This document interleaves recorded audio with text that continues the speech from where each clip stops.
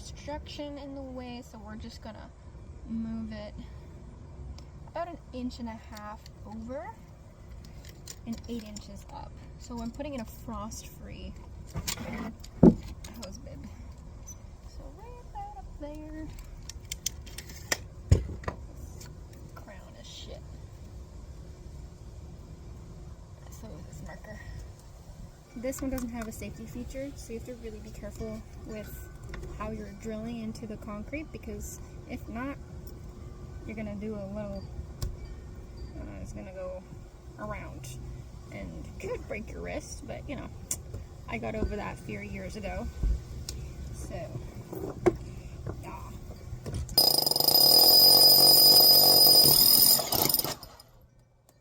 See, it grabs a little bit.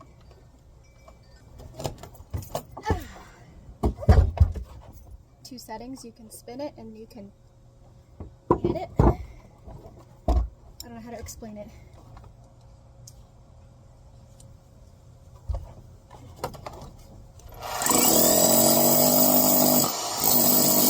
So we're also replacing this valve, which turns off the frost-free. I still recommend it, considering that frost-free is still split. There's our hole. So we're gonna just drill from this side.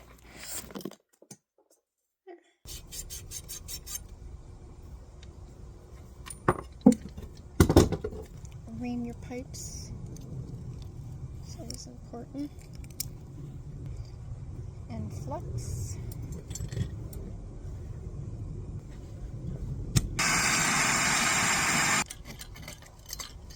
So now we're gonna drill some holes for some top guards for the frost-free to go into. Find the right size bit. Ooh. Okay, so this fits 1/4 inch bit, and that looks about right. This is a shitty bit. Note to self, just buy new bits every time.